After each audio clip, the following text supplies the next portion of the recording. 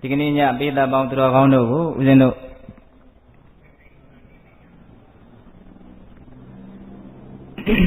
ဟောဖို့ရည်ရွယ်ထားတဲ့တရားဒေသနာဟာခုတ်တကနိကေဓမ္မပဒပါဠိတော်စိတ်တဝက်မှာလာရှိတဲ့ပင်စပတ္တဘိက္ခုဝတ္ထုလို့အဲ့ဒါလိုခေါင်းစဉ်တက်ထားပါတယ်ပင်စပတ္တဘိက္ခုဆိုတော့ယဟန်တော်900ပေါ့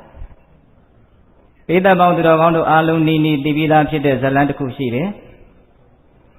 ယဟန်တော်ပါ900တောထဲကိုတရားသွားပြီးတော့အားထုတ်ကြတယ်အဲ့ဒီမှာတောထဲမှာသစ်ပင်တီးတီးမှာစောင့်ကြနေကြတဲ့နတ်တွေကယဟန်တော်တို့ရဲ့သီလတကူကြောင့်သူတို့ရဲ့နေရာတီးတီးဗိမာန်တီးတီးမှာမနေနိုင်လို့၆ကြလှန့်ကြတော့ဝါတွင်ကြီးမှာအဲ့ဒီယဟန်တော်တွေမြတ်စွာဘုရားရှိရာကိုပြန်ပြီးတော့ပြေးခဲ့ကြရအဲ့ဒီမှာမြတ်စွာဘုရားကမေတ္တာသုတ်တံ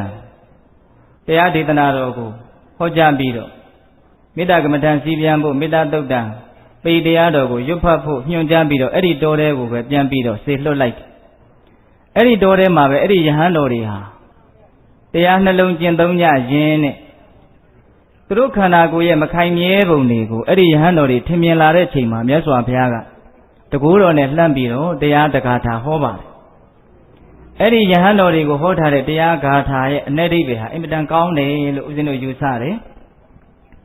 ဝိတုကြောင့်လေးတွေကိုတော့ပိဿပေါင်းသူတော်ကောင်းတို့အားလုံးသိပြီးသားဖြစ်ကြလို့ဦးဇင်းတို့အကျေမပြောပါဘူး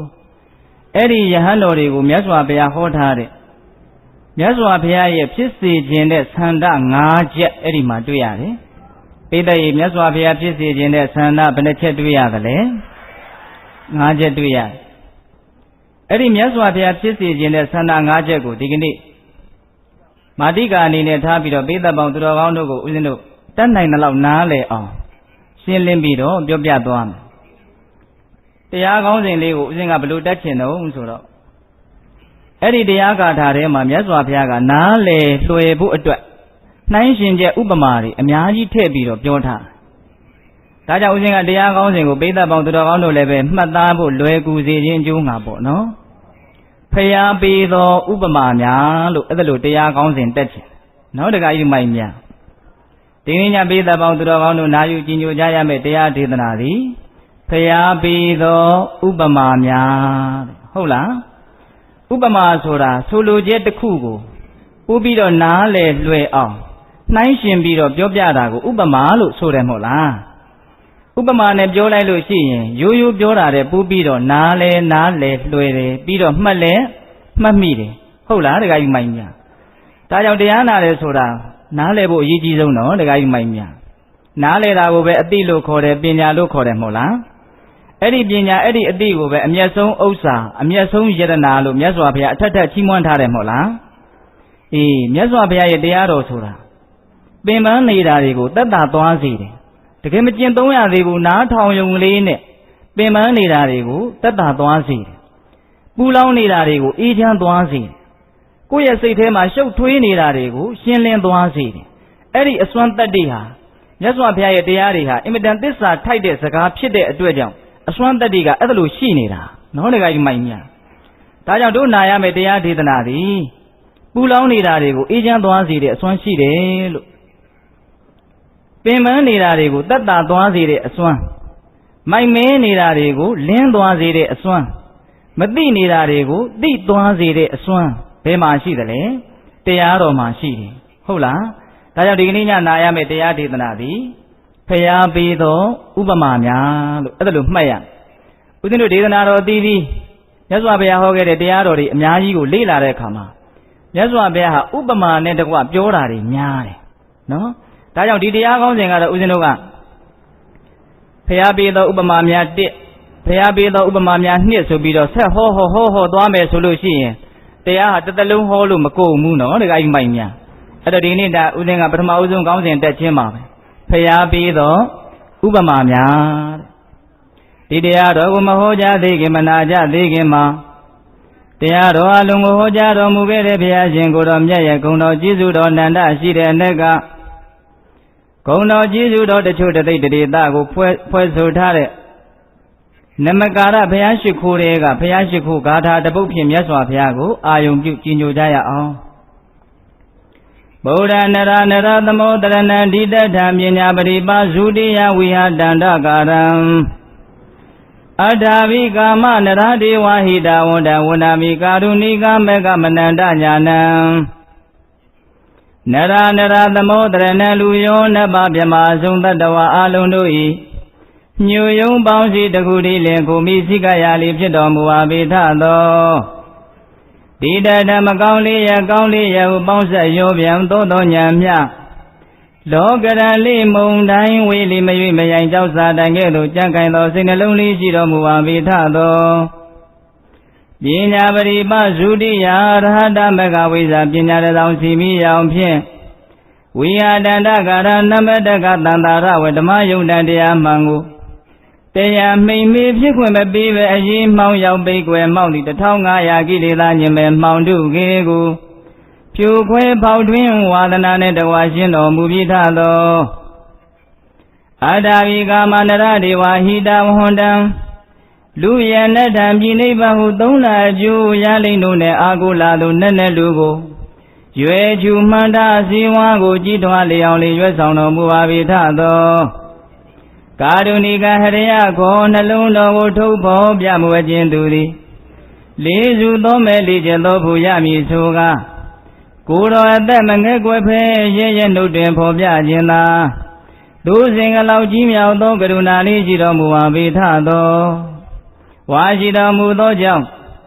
ဧကံမြမနဲ့လူသုံးပုံသူတို့တွင်မြည်သူမြမရှင်အသည်မြတ်ခေါမှုပုဂ္ဂိုလ်တို့လိဖြစ်တော်မူပါပေထသော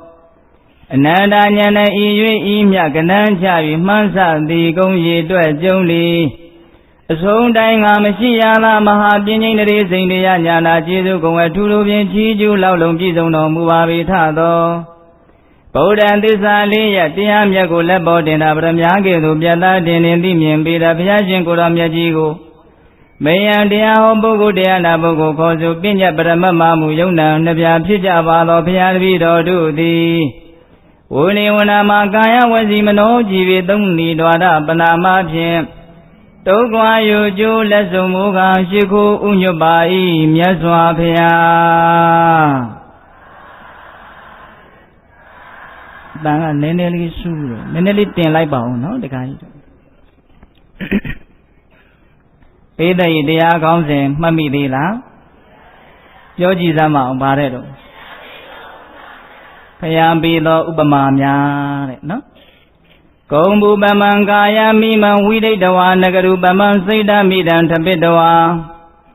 ယောဒေထမာရံပညာဝုဒေနစိတင်စာရခေအာနိဝေသနောတိယဣမံကာယဤခန္ဓာကိုယ်ကုံဘူပမံမြေဥပမာဝိဒိတဝါနာလေ၍ဣဒံစိတ်တံဤစိတ်ကိုနဂရုပမံခိုင်မာသောမြို့ကြီးသဖွယ်ထပိတဝါဖြစ်စေ၍ပညာဥဒေနအတိညာဏ်ဒီဟုသောလက်နှင့်ဖြင့်မာရဆန့်ကျင်မဲ့ယံသူကိုယောဒေထစေထိုးကုန်လောစီတေစအောင်အပြီးဒီကိုလိရခေထစောင့်ရှောက်ရာ၏အာနိဝေတနောသာယာတမဲ့ချင်းမရှိသည်သိရာဖြစ်ရာ၏ဤခန္ဓာကိုယ်ကိုမြေဥပမာနားလေ၍ပထမဥပမာတစ်ချက်နော်တခါကြီးမိုင်မြတ်သေးသေးချာချာနားထောင်ရမယ်ဤခန္ဓာကိုယ်ကိုမြေအိုးနဲ့တူတယ်လို့နားလည်ပြီးတော့ဣဒံစိတ်တံဤစိတ်ကိုနဂရုပမံခိုင်မာသောမြို့ကြီးသဖွယ်ထပိတဝါဖြစ်စေ၍စိတ်ကိုကြတော့ခိုင်မာတဲ့မြို့ကြီးလို့တိဆောက်ပြီးတော့ဘယ်နှချက်ရှိသွားပြီလဲနှစ်ချက်ရှိသွားပညာဥဒေနအတိညာဏ်ဒီဟုသောလက်နှင့်ဖြင့်မာရံဆန့်ကျင်ဘက်ယံသူကိုယောဒေထစစ်ထိုးရ၏ဉာဏ်ပညာလက်နှင့်ကိုကင်ဆွဲပြီးတော့ဆန့်ကျင်ဘက်ယံသူကိုစစ်ထိုးရ၏ဇီတင်စအောင်အပ်ပြီးဒီကိုလည်းရက်ခေစောင့်ရှောက်ရ၏အာနိဝေဒနောတိယရရှိထားတဲ့အောင်မြင်မှုကိုလည်းပင်သာယာမက်မောခြင်းမရှိရတရားဘယ်နှချက်လဲ5ချက်အင်မတန်နည်းနည်းတဲ့တရားဒေသနာတွေဖြစ်ပါလေ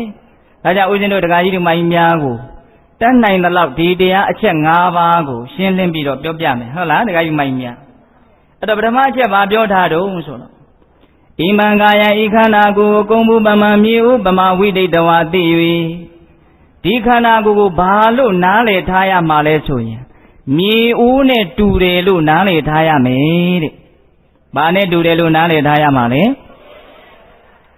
မြေဦးနဲ့တူတယ်လို့နားလည်ထားရ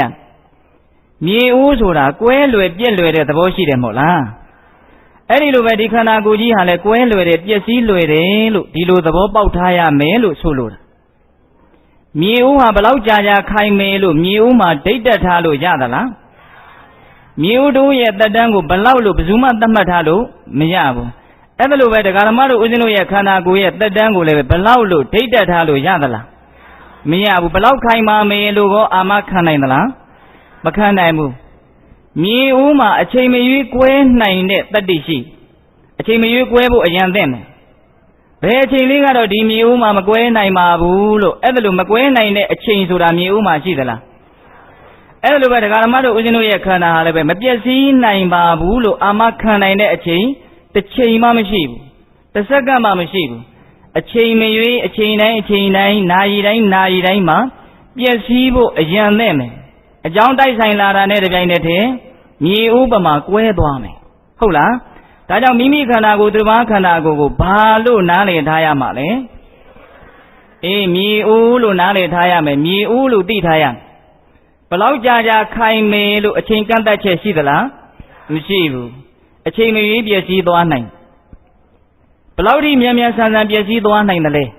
ဒါလေးကိုဦးဇင်းတို့နည်းနည်းလေးစီစစ်ကြည့်ရအောင်မြတ်စွာဘုရားဟောထားတဲ့ဓနုကဟသုတ်တံဆိုတာရှိအဲ့ဒီဓနုကဟသုတ်တံမှာမြတ်စွာဘုရားကယဟန်တော်တွေကိုခြေသားတို့အင်မတန်အပြင်းမြန်တဲ့လူတစ်ယောက်ရှိတယ်ဆိုကြပါစို့တဲ့ဘလောက်ထိအပြင်းမြန်တယ်လဲလေးသမားလေးယောက်ကြောချင်းကပ်ပြီးတော့အရက်လေးမျက်နှာကိုလှည့်ပြီးတော့အင်မတန်နှင်းမြန်တဲ့လေးကိုမြားကိုတင်ပြီးတော့အရက်လေးမျက်နှာကိုပြစ်လိုက်အဲ့ဒီမှာအင်မတန်နှင်းမြန်တဲ့လူကအဲ့ဒီအရက်လေးမျက်နှာကိုပြေးသွားတဲ့ဒီမြားတွေကိုတပြိုင်တည်းတခါတည်းလေထဲမှာပဲပြန်ဝဲပြီးတော့ယူလာလိုက်တယ်ကဲလေးသမားလေးယောက်ကြောချင်းကပ်ပြီးတော့အရက်လေးမျက်နှာကိုပြစ်လွတ်လိုက်တဲ့မြားလေးချောင်းကိုလူတစ်ယောက်ကတစ်ချိန်တည်းမှာပဲဗာလဲယူလာလိုက်တယ်အဲ့ဒီလူရဲ့အမြန်နှုံးဟာဘယ်လောက်လို့ခံမှန်းလို့ရသလားမရဘူးအင်မတန်မြန်တယ်နော်အဲ့ဒါထက်ဒီယုံနာဓမ္မသင်္ခါရတရားခန္ဓာရဲ့သေဆုံးနိုင်မှုအခွင့်ဟာမြန်တယ်တဲ့အဲ့ဒီလိုမြတ်စွာဘုရားဟောတော်ယဟန်တော်တွေကအင်မတန်ထိတ်လန့်အဲ့ဒီမှာမြတ်စွာဘုရားကချက်သားတို့ငါဘုရားဖြစ်မှတတ္တဝါတွေကိုအမှန်တရားကိုပြပြီးတော့ထိတ်လန့်စေတာမဟုတ်ဘူးဟိုးရှိကာလတုန်းကတိရစ္ဆာန်တကောင်ဖြစ်တုန်းကတောင်မှဒီအာယုသင်္ခါရတတ္တဝါတို့ရဲ့အသက်မြန်ကုန်နိုင်တယ်ဆိုတာလေးကိုဥပမာနဲ့ပြပြီးတော့တိုင်းပြည်တစ်ခုကိုအစိုးရတဲ့ဘုရင်တစ်ပါးကိုမူးမေ့ပြီးတော့လဲသွားစေခဲ့ဘူးပြီတဲ့မြတ်စွာဘုရားကသူ့ရဲ့အစွမ်းကိုပြောပြတာဟုတ်လားဓမ္မကြီးများအဲ့ဒါဦးဇင်းတို့950မှာဇဝနဟန္တဇတ်ဆိုပြီးတော့ရှိအဲ့ဒီဇတ်တော်မှာဦးဇင်းတို့အချင်းချုပ်ပဲပြောမယ်ဗျာလူရင်းပဲပြောကြရအောင်နော်ဓမ္မကြီးမိုင်းများဘာပြောတယ်ဆိုတော့ဦးဇင်းတို့ဘုရားလောင်းကအဲ့ဒီတုန်းကဟင်းသာပေါင်း9000ခြံရံရှိတယ်ဟင်းသာမင်းဖြစ်တယ်အဲ့ဒါတနေ့တော့ကောင်းငင်ကနေပြီးတော့ဟင်းသာတွေရွှေဟင်းသာတွေကောင်းငင်ကခြံရံပြီးတော့ပြန်တယ်အဲ့ဒီမှာဗာရာဏသီမြို့ဟာဒီဟင်းသာရိတ်တွေနဲ့တိမ်အုပ်ကြီးလွှမ်းသွားတယ်လို့ဖြစ်တယ်အဲ့ဒီမှာဘုရင်ကမော့ကြည့်တယ်ကြည်စမ်းကောင်းငင်မှာအင်မတန်ဆန်းတယ်ရွှေဟင်းသာတွေပြန်နေတယ်ဒါဘာလို့တာလဲမသိဘူးဆိုပြီးတော့အောက်ကနေပြီးတော့ဘုရင်ကြီးကသဘောကျလွန်းလို့သူ့ရဲ့တူရိယာတွေကိုတိမှုတ်တယ်အဲ့ဒီမှာဟင်းသာမင်းကဒါကိုကြားတော့ဒါဘာလို့တာတုံးဒါအရှင်းကိုမိတ်ဆွေဖွဲ့တာအဲ့ဒီလိုဆိုရင်ငါကလည်းပြန်ပြီးတော့မိတ်ဆွေဖွဲ့မယ်ဆိုပြီးတော့ဗာရာဏသီဘုရင်လူမင်းနဲ့ဟုတ်လားဖရာလောင်းဟင်းသာမင်းဟာမိတ်ဆွေဖြစ်တယ်အဲ့ဒီလိုနဲ့ဒီနေ့ကျတော့ဖရာလောင်းမှာညီနှစ်ယောက်ရှိညီနှစ်ကောင်ရှိတယ်အဲ့ဒီညီနှစ်ကောင်ကသူတို့ရဲ့အစွမ်းကိုသူတို့သိပြီးတော့အထင်ကြီးတယ်ငါတို့ဟာအင်မတန်အားစွမ်းနဲ့ပြည့်စုံနေဒါကြောင့်ကောင်းငင်မှာအရှိန်နဲ့ပြေးနေတဲ့နေမင်းနဲ့ငါတို့ဘယ်သူကမြန်မလဲဆိုတာအပြေးပြိုင်ကြည့်တဲ့နေညီကိုနှစ်ကောင်ကတိုက်မင်းတယ်အဲ့ဒါနဲ့အကူကြီးကိုပြောတယ်အကူကြီးကတားတယ်မရဘူးမရတဲ့အခါကျတော့ငါညီတွေရဲ့အစွမ်းဟာနေမင်းနဲ့အပြေးပြိုင်နိုင်လောက်တဲ့အထိတော့မရှိဘူးအဲ့ဒီတော့သူတို့မပြည့်စည်အောင်ငါနောက်ကလိုက်ပြီးတော့စောင်းရှောက်မယ်ဆိုပြီးတော့ဘုရားလောင်းကနောက်ကလိုက်တယ်အဲ့ဒီမှာဟင်းသာ3စင်းဟာနေနဲ့ဘာလို့တလဲအပြေးပြိုင်အဲ့ဒီလိုနေနဲ့အပြေးပြိုင်တဲ့အခါကျတော့နေကလေးနည်းနည်းတက်လာတဲ့အခါညီငယ်ကသူ့ရဲ့အတောင်ပံကြားကနေမီးတောက်တယ်လို့ဖြစ်တယ်သူဆက်ပြီးတော့မပြေးနိုင်ဘူးအဲ့ဒီမှာဘုရားလောင်းကသူ့ကိုပွေ့ပြီးတော့အောက်ကိုချတယ် နေထန်းတစ်ပြားလောက်ရောက်ပြီဆိုတော့ညီအလက်ကအတောင်ကြားကမီးတောက်တယ်လို့ဖြစ်တယ်ဆက်ပြီးတော့မပြေးနိုင်ဘူးအဲ့ဒီမှာသူ့ကိုအောက်ကိုချတယ်ဘုရားလောင်းကပြီးတော့မှဘုရားလောင်းကငါရဲ့အစွမ်းဘလောက်ရှိတယ်လဲငါလဲစူးစမ်းကြည့်အောင်မယ်ဆိုပြီးတော့အဲ့ဒီနေမင်းနဲ့ဘုရားလောင်းကအပြေးပြန်ကြည့်တခါတရံမှာနေကရှေ့ကရောက်တယ်တခါတရံမှာနေကနောက်ကနေရစ်တယ်လို့ဆိုတယ်အဲ့ဒီလိုအပြေးပြန်ရင်းနဲ့ဘုရားလောင်းကစဉ်းစားတယ်ငါဘာတွေလုပ်နေပါလဲပိဋကဘုရားလောင်းစဉ်းစားတာလေးကိုဦးဇင်းကသဘောကျလို့ရက်ပြီးတော့ပြောအောင်မယ်ကိုလုံနေတဲ့အလုပ်တစ်ခုကိုလုံရင်းနဲ့စဉ်းစားတာဟာပညာရှိတို့ရဲ့သဘောတဘာဝနော်အဲ့တော့ဘုရားလောင်းကစဉ်းစားတယ်ငါဘာတွေလုပ်နေပါလဲကြည်စံဘာမှအကျိုးမရှိတဲ့အလုပ်တစ်ခုကိုငါလုပ်နေတာဒီလိုအပြည့်တိုင်လို့ငါမှဘာအကျိုးရှိလုံးဒီပြည့်လူမှဘာအကျိုးရှိလုံးဘာအကျိုးမှမရှိဒီလိုအကျိုးမရှိတဲ့အလုပ်တွေကိုဘာကြောင့်လုပ်ဖြစ်တာတုံးဆိုတော့မှားယွင်းတဲ့အယောနိသောမနတိကာရနှလုံးသွင်းမှားယွင်းလို့လုပ်မိတာအဲ့တော့အကျိုးမရှိတဲ့အလုပ်ကိုငါရက်မယ်အဲ့တော့ဘယ်နေရာမှာငါအကျိုးရှိတဲ့လုပ်ကိုသွားလုပ်မလဲငါရဲ့မိတ်ဆွေရှိတဲ့ဗာရာဏသီဘုရင်ကြီးကိုငါသွားမယ်ဆိုပြီးတော့ဗာရာဏသီဘုရင်ကြီးတွေကိုရောက်တယ်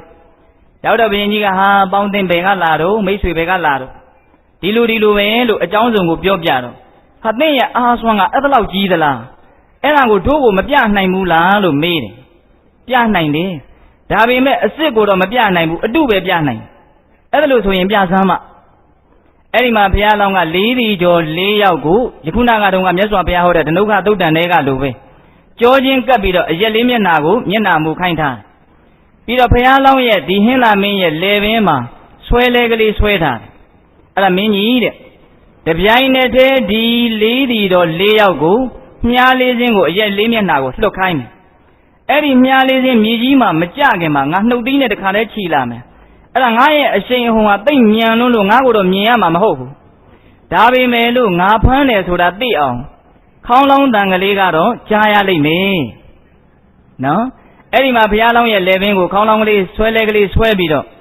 ၄ဒီကျော်၄ယောက်ပြစ်တဲ့တပြိုင်တည်းပြစ်တဲ့မြားလေးစင်းကိုတစ်ချိန်တည်းမှာမလုပ်လာလဲဖမ်းပြလိုက်တယ်အဲ့ဒီမှာဘုရားလောင်းကိုတိတ်အံ့ဩသွားတယ်ဗာရာဏသီဘုရင်ကြီးကအဲ့ဒီမှာမေးတယ်အိုးဟင်းသာမင်းသင့်နဲ့မြန်တဲ့အရှိန်အဟုန်မြန်တဲ့အရာတခြားများရှိသေးသလားရှိတယ်တဲ့နေတို့လတို့ရဲ့သွားနှုံးဟာငါ့တက်ပို့ပြီးတော့မြန်တယ်အဲ့ဒါနဲ့မြန်တာကောရှိသေးလားရှိတာပဲဘာလဲနေတို့လတို့ရဲ့ရှေ့ကနေပြေးတဲ့နတ်သားတွေရဲ့အရှိန်အဟုန်ဟာအဲ့ဒီနေတို့လတို့တဲ့မြန်နေတဲ့နော်တခါကြီးဒီမိုင်မြတ်သေးချာမှတ်နော်ဒါဒီဘုသူတ္တလေးတွေတော့တော်တော်ကောင်းတယ်သိလားကဲအဲ့ဒါနဲ့မြန်တာရှိသေးလားရှိတာဗောတဲ့အဲ့ဒါတဲ့မြန်တာကဘာလဲဆိုတော့တတ္တဝါတို့ရဲ့သေနိုင်ခွင့်ဟာအဲ့ဒါတဲ့ပူပြီးတော့မြန်တယ်တဲ့ဒီတိုင်အဲ့ဒါတဲ့မြန်တာကဘာတဲ့လဲတတ္တဝါတို့ရဲ့သေခွင့်သေပေါက်ဟာအဲ့ဒါတဲ့ပူပြီးတော့မြန်တယ်အချိန်မရွေးသေနိုင်တယ်ဆိုလိုတာကဟိုအသက်ရှိနေတာကြီးကိုမြန်တယ်လို့ဆိုလိုတာမဟုတ်ဘူးအာယုသင်္ခါရမြန်တယ်ဆိုတာကအချိန်မရွေးသေနိုင်တယ်ဘယ်အချိန်လေးကတော့မသေနိုင်ပါဘူးဆိုတဲ့အချိန်ကလေးဟာတကယ်နင်းလေးမျှတောင်မရှိဘူးခဏတိုင်းအချိန်တိုင်းဒီတတ္တဝါတို့မှာသေနိုင်တဲ့အချိန်တွေကြီးပဲအဲ့ဒါလေးကိုဆိုလိုတာနားလည်ကြလားမသိဘူးဒကမကြီးတွေအေးအဲ့ဒါလိုလဲဟောလိုက်ကြရောအဲ့ဒီဗာရာဏသီရှင်မင်းဟာလေကြောက်လွန်းလန့်လွန်းလို့မူးမေ့ပြီးတော့လဲသွားတယ်လို့ဆိုတယ်အဲ့တော့ဒကာဓမ္မတို့ဦးဇင်းတို့တွေအခုဦးဇင်းကလည်းပြောတယ်နော်ဒေသတို့လည်းနားထောင်တယ်နော်တယောက်မှခေါင်းမူးတဲ့လူတွေတည်းပါမယ်မထင်ဘူးဒကမကြီးတွေမူးလားကောင်းမူးပါဘူးဒီလိုပဲကြားလိုက်တာပဲအဲ့တော့တတ္တဝါတွေရဲ့ဉာဏ်ဟာဘလို့ဖြစ်နေတုံးဆိုတော့တကယ်ကြောက်เสียလန့်เสียကိစ္စကြီးကိုပဲမကြောက်နိုင်မလန့်နိုင်အောင်ဖြစ်နေတယ်အဲ့ဒါဖြစ်တဲ့ကိစ္စမဟုတ်ဘူးနော်တခါကြီးမိုက်မြတကယ်တမ်းကကိုယ်အမျက်တလို့တန်ဖိုးအထားဆုံးရာဟာဒီခန္ဓာကြီးပဲမဟုတ်လားအဲ့ဒီခန္ဓာကြီးဟာနောက်ဆုံးဖယိုဖယဲပြိုကွဲပြီးတော့တစစီပဲပျက်စီးသွားအောင်မယ်မဟုတ်လားဒါတဲ့ထိတ်လန့်เสียကောင်းတဲ့ကိစ္စဘာရှိတယ်ဒါပေမဲ့ဘယ်သူများကြိုကြိုတင်တင်ထိတ်လန့်ကြတော့ဘယ်သူမှမထိတ်လန့်ဘူးသေမှာမကြောက်ဘူးနော်လူတွေဟာ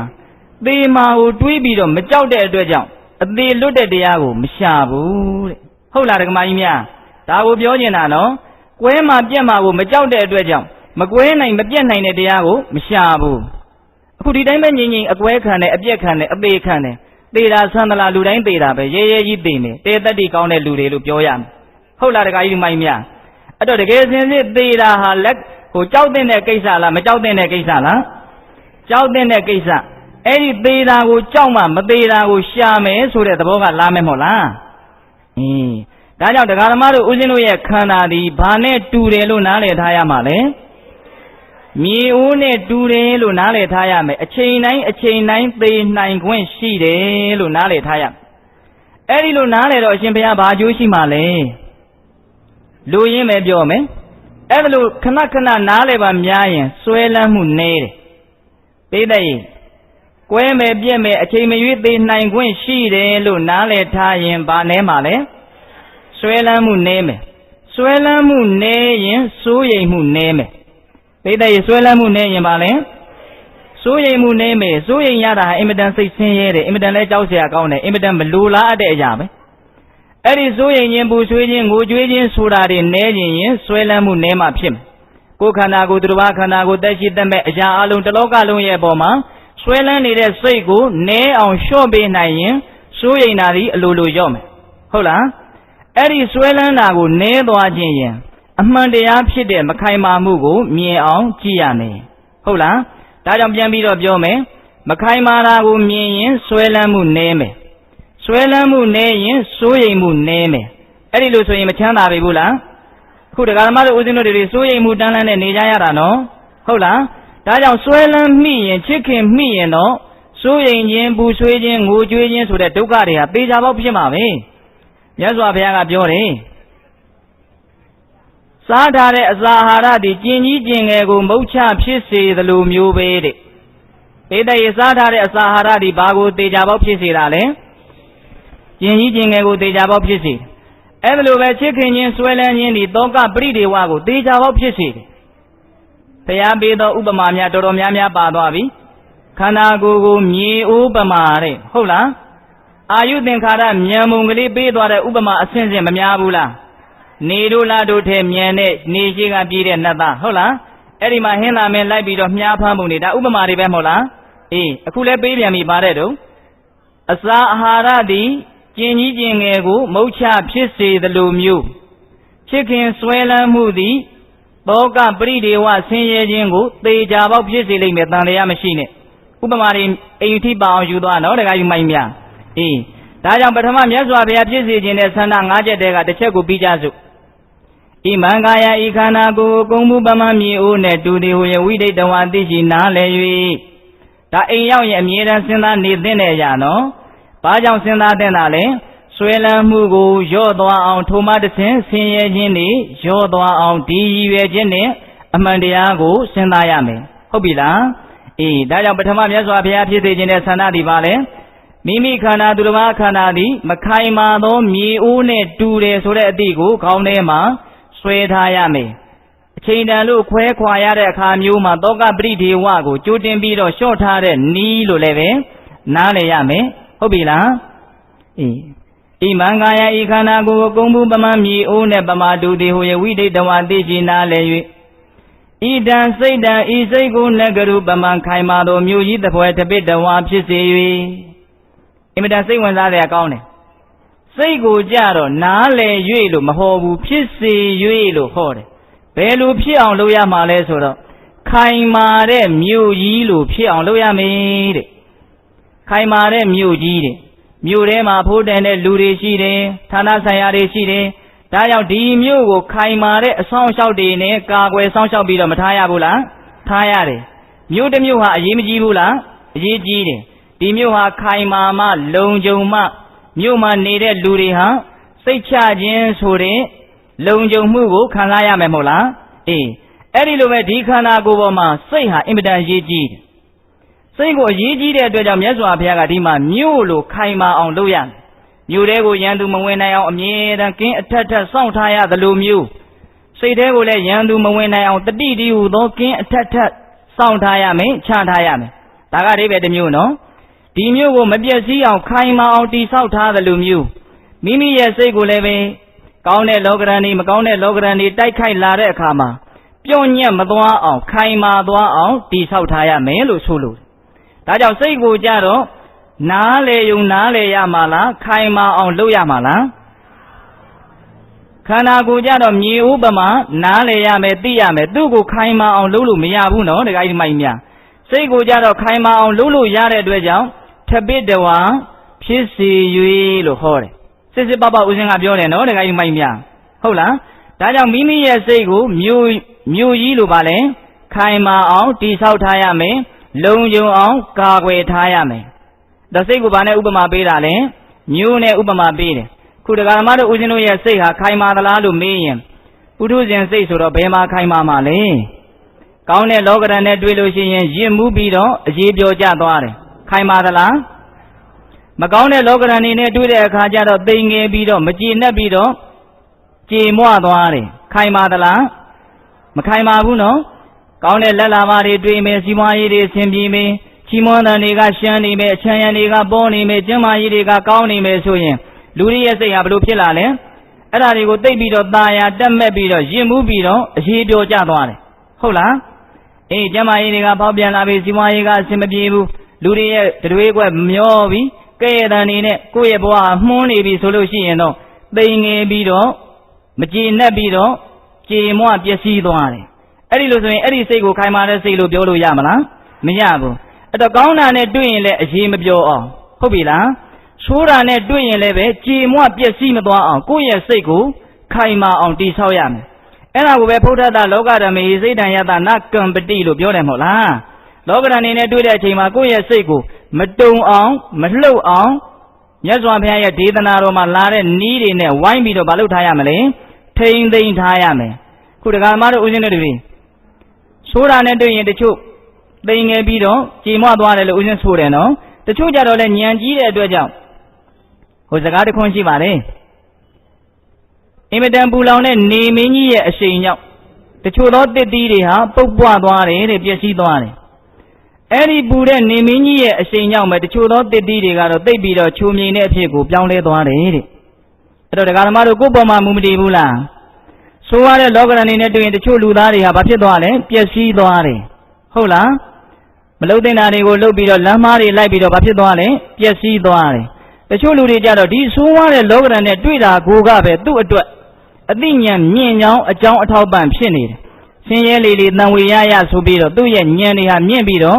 ့ချိုမြိန်တဲ့တစ်သီးများလို့သူ့ရဲ့ဘဝဟာဒီမကောင်းတဲ့လောကဓာတ်တွေကြောင့်ပဲပိုးပြီးတော့လှပသွားတယ်မကောင်းဘူးလားတခါယူမိုင်းမြအေးဒါပေမဲ့ဦးဇင်းတို့နည်းနည်းဖြည့်ပြီးတော့ပြောခြင်းလူတွေဟာကောင်းတဲ့လောကဓာတ်နဲ့တွေ့ရင်ဆိုးတဲ့လောကဓာတ်နဲ့တွေ့ရင်လောကဓာတ်လို့လဲနားလေတယ်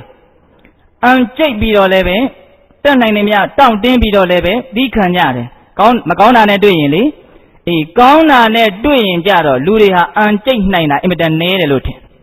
်ပိဋကရေကောင်းတာလဲလောကဓာတ်ပဲနော်ကောင်းတာနဲ့တွေ့လို့စိတ်ထဲမှာရင်မှုပြီးတော့ဘဝင်တွေမြင့်ပြီးတော့မာနတွေနဲ့ဟုတ်လားအကြီးပြောကြသွားမယ်ဆိုလို့ရှိရင်ဒီလူကိုလောကဓာတ်ကိုသီးခံနိုင်တဲ့လူလို့ပြောလို့ရမလားမရဘူးအဲ့ဒီတော့လူတွေဟာမကောင်းတာကိုအံကြိတ်ပြီးတော့တောင့်ခံနိုင်တယ်ကောင်းတာကိုကြတော့အံကြိတ်ကြသလားအမကြိတ်ကြဘူးကောင်းတာနဲ့တွေ့လို့ဒါကြောင့်လူတွေဟာကောင်းတာတွေကြားထဲမှာပဲပျက်စီးသွားကြတယ်ပစ္စည်းဥစ္စာတွေဟူသောရလိုမှုအကြောင်းကြောင့်ပျက်စီးတာတွေမရှိဘူးလားနာမည်ကြီးခြင်းချင်းဒီဟူသောအကြောင်းကြောင့်ပျက်စီးသွားတာတွေမရှိဘူးလားရှိတယ်ကြော်ကြားလိုခြင်းဒီဟူသောအကြောင်းကြောင့်ပျက်စီးသွားတာတွေမရှိဘူးလားအဲ့ဒါဘာဖြစ်သွားတာလဲကောင်းတာတွေထဲမှာနစ်မွန်းသွားတာဟုတ်လားပိဋကဘာတွေထဲမှာနစ်မွန်းသွားတာလဲကောင်းတာတွေထဲမှာနစ်မွန်းသွားတာကောင်းတာတွေမှာလူတွေကိုဖျက်ဆီးနိုင်တဲ့အစွမ်းအများကြီးရှိတယ်ဦးဇင်းတို့တန်ရုပ်ပါဠိတော်မှာလေမြတ်စွာဘုရားကလာဘတက္ကာရတန်ရုပ်ဆိုပြီးသက်ဟောထားတာရှိအဲ့ဒီမှာဦးဇင်းတို့နည်းနည်းလေးပြောပြမယ်လူတယောက်ဟာတဲ့သစ္စာတရားကိုမျက်နှိုးလိုက်တာအမှန်တရားကိုမျက်နှိုးလိုက်တာဘယ်လောက်ထိမျက်နှိုးသလဲဆိုလို့ရှိရင်မင်းလိန်ပြောရင်ပြောလိန်မပြောလို့ရှိရင်မင်းရဲ့အမေကိုတတ်မယ်အဲ့ဒီလူကသစ္စာတရားကိုမျက်နှိုးလွန်းလို့ကျွန်တော်အင်မတန်ချစ်တဲ့ကျွန်တော်အမေကိုတတ်ချင်တတ်ဒါပေမဲ့ကျွန်တော်လုံးဝလိန်ပြီးတော့မပြောနိုင်ဘူးသစ္စာတရားကိုအင်မတန်ချစ်တဲ့အမေထက်တောင်ပါလဲပို့ပြီးတော့မျက်နှိုးတဲ့လူတယောက်ပေါ့နော်အဲ့ဒီလူကိုပစ္စည်းဥစ္စာအချမ်းရံအကျော်စောလာဘတက္ကာရတိလောကလို့စာကသုံးတယ်နော်အဲ့ဒီလက်ပူဇော်တက္ကာရတွေပေးလိုက်မယ်ဆိုလို့ရှိရင်လက်ပူဇော်တက္ကာရဒီဟုသောအကြောင်းကြောင့်အမေကိုတတ်ချင်တတ်ပါဗျာမလိမ္မာဘူးဆိုလောက်အောင်သစ္စာတရားကိုမျက်နှိုးတဲ့လူဟာလာဘတက္ကာရတိလောကနဲ့တွေ့ရင်လိန်ညာပြောဆိုတာကိုငါဖျားမြင်နေရတယ်တဲ့ပိဋကတန်ဝေကရကြမကောင်းဘူးလား အမေထက်ပူပြီးတော့သစ္စာတရားကိုမြတ်နိုးသောသူသည်လာဘတက္ကာရတိလောကနဲ့တွေ့တော့သစ္စာတရားကိုမြတ်နိုးနိုင်သေးလားမမြတ်နိုးနိုင်တော့ဘူးဘုရားဆက်ဟောထားတယ်မင်းလိန်ပြောရင်ပြောလိန်မပြောရင်မင်းကိုတတ်မယ်ကျုပ်ကိုတတ်ချင်တတ်အသက်တာအသေးခံမယ်လုံးဝလိန်မပြောဘူးအဲ့ဒီလောက်ထိသစ္စာတရားကိုအသက်ထက်ပူပြီးတော့မြတ်နိုးတဲ့လူတစ်ယောက်ဆိုပါစို့အဲ့ဒါလက်ပူဇော်တက္ကာရနဲ့တွေ့လာတဲ့အခါမှာအသက်ထက်ပူပြီးတော့သစ္စာကိုမြတ်နိုးတဲ့လူဟာတဲ့လိန်ပြောတာကိုတွေ့နေရတယ်တဲ့ဘယ်လောက်ကြောက်စရာကောင်းတော့တခါကြီးမိုက်များဆိုလိုတာကလူတွေဟာငွေကိုအသက်ထက်တောင်ပူပြီးတော့ချစ်နေတယ်လို့ပြောတာပေတတို့သဘောပေါက်လားမသိဘူးဒီပစ္စည်းဥစ္စာကြော်ကြားမှုတွေကိုလူတွေဟာတစ်ခါတစ်ခါမှဗါတယ်ကိုယ့်ရဲ့ဗါတယ်အသက်ထက်တောင်ပူပြီးတော့ညံ့နိုးနေတယ်တန်ဖိုးထားနေတယ်ဒါကြောင့်တချို့အသက်ဆွန့်ပြီးတော့စီးပွားရှာတာတွေမရှိဘူးလားရှိတယ်အဲ့ဒါပါလေအသက်ထက်ပူပြီးတော့ချစ်နေတာဖြစ်တဲ့နာလားအဲ့ဒါလို့ဖြစ်တဲ့သလားမဖြစ်တဲ့ဘူးအဲ့တော့ဦးဇင်းတို့ကဘာကိုပြောနေတာလဲလူတွေဟာဆိုးတာနဲ့တွေ့ရင်လောကရန်လို့နားလည်ပြီးတော့ကြော်လွှားဖို့ကြိုးစားကြတယ်ကောင်းတာနဲ့တွေ့ရင်တော့လောကရန်လို့နားလဲလဲခဲ့တယ်ကြော်လွှားနိုင်အောင်လည်းပဲမကြိုးစားကြဘူးဒါကြောင့်လူတွေဟာကောင်းတာတွေထဲမှာနစ်သွားတယ်ပိဋကဘာတွေထဲနစ်သွားတာလဲကောင်းတာတွေထဲမှာနစ်သွားတာတဲ့အံ့ဩစရာကောင်းတယ်နော်အဲ့တော့မကောင်းတာရဲ့အန္တရာယ်ကိုသာမြင်အောင်ကြည့်ဖို့ဒီဟာနဲ့လည်းရက်နေလို့မရဘူးကောင်းတာရဲ့အန္တရာယ်ကိုလည်းမြင်အောင်ကြည့်ဖို့မလိုဘူးလားလိုတယ်ဟုတ်လားဒါကြောင့်ပိဋကတို့ကောင်းတာနဲ့တွေ့တွေ့မကောင်းတာနဲ့တွေ့တွေ့စိတ်ကိုတည်တတ်အောင်ထိမ့်သိမ့်ဖို့မလိုဘူးလားလိုတယ်အေးအဲ့ဒီနေရာမှာစိတ်ကိုထိန်းတဲ့နေရာမှာအကောင်းဆုံးစိတ်ရဲ့အထိန်းအကွက်ကလေးဦးဇင်းတို့မကြပြောနေကြဒါပေမဲ့အဖို့တန်တဲ့အတွက်ကြောင့်ထပ်ပြီးတော့ပြောမယ်စိတ်ကိုမတုံအောင်မလှုပ်အောင်အိန္ဒိယအောင်ထိန်းတဲ့အထိန်းရှိတယ်အဲ့ဒါမြတ်စွာဘုရားပေးထားတယ်ဦးဇင်းတို့မဟာဝကတန်ယုတ်ပါဠိတော်မှာမဂ္ဂတန်ယုတ်ဆိုပြီးတော့ရှိတယ်အဲ့ဒီမဂ္ဂတန်ယုတ်မှာမြတ်စွာဘုရားဟောထားတာပေယတာပိဘိကဝေကုံဘောနာရတောသုဗ္ဗုတိယဟောတိသာရတောဒုဗ္ဗုတိယဟောတိ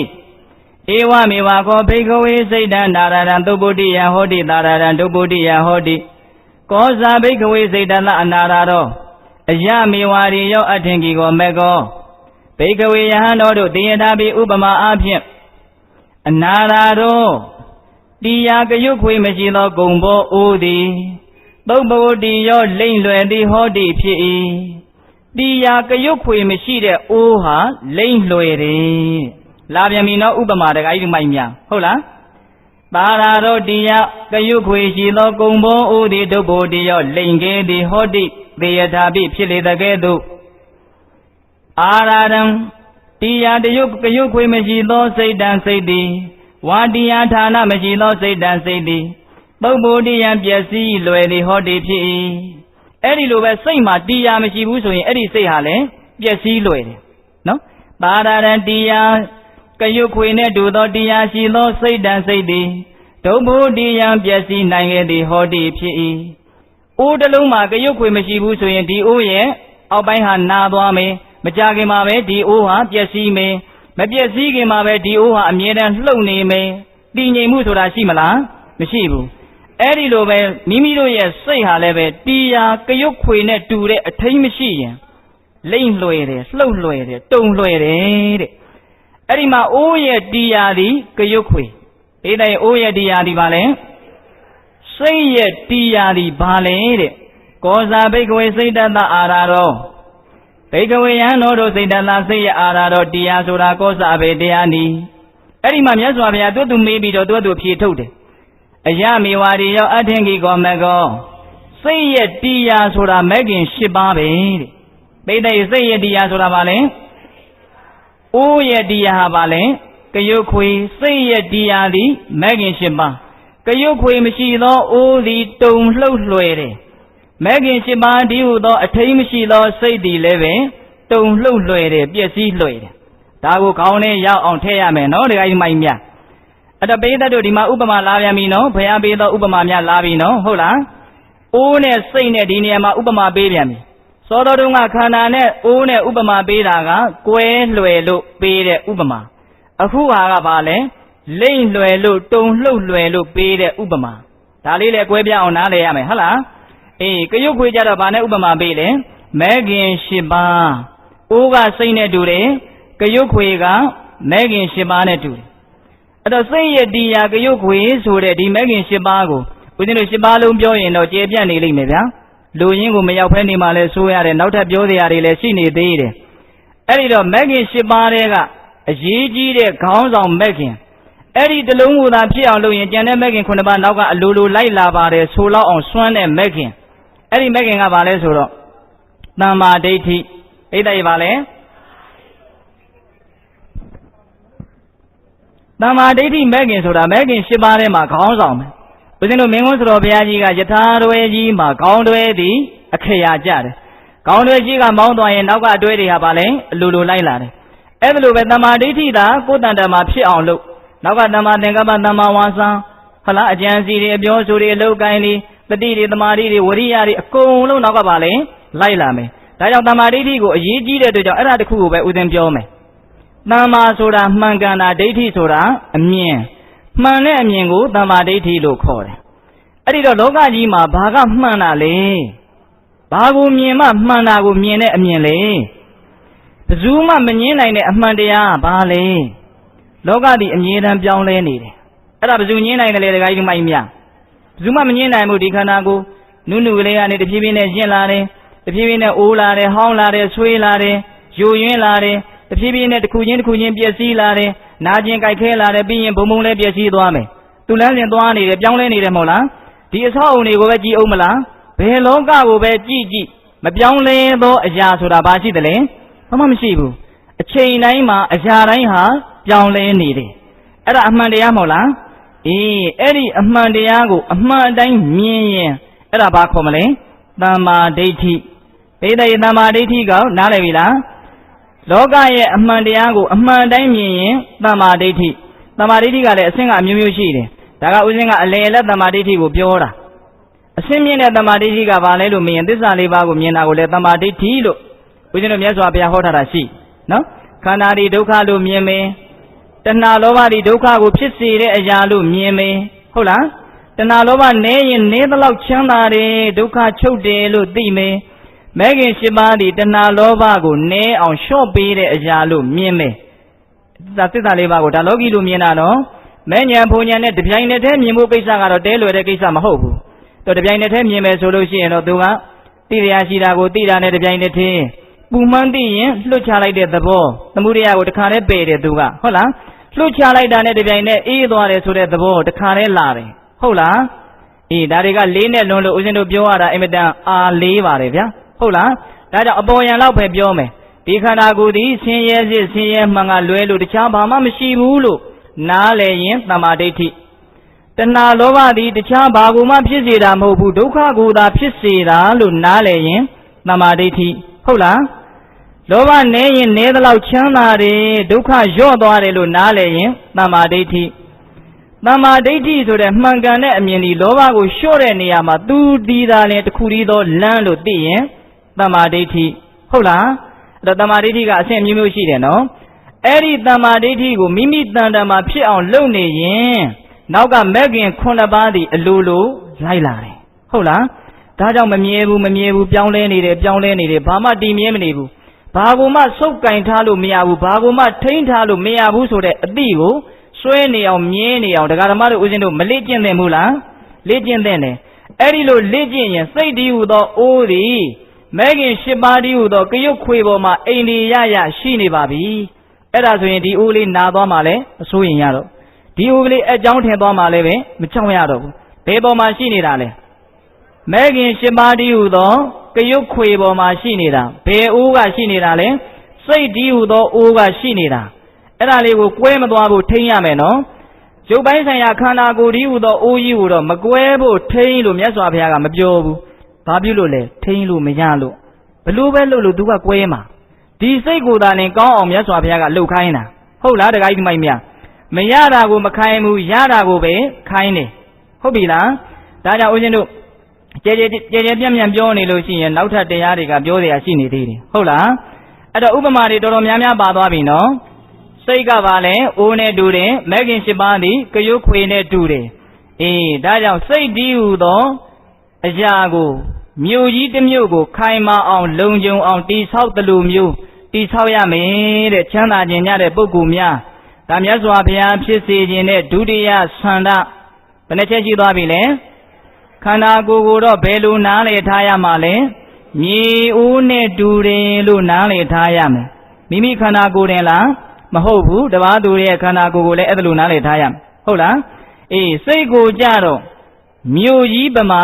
ခိုင်မာအောင်လုံခြုံအောင်တည်ဆောက်ထားရမယ်တဲ့ဒါဉာဏ်ရှိသလိုဆက်ပြီးတော့တွေးကြနော်ဒကာကြီးမိုက်များအေးတတိယဆုံးမဩဝါဒကိုသွားရအောင်ပညာဥဒိနာတိဉာဏ်ဒီဟုသောလက်နဲ့ဖြင့်မာရန်ဆန့်ကျင်ဘက်ရန်သူကိုယောဒေထစေထိုးကုန်လော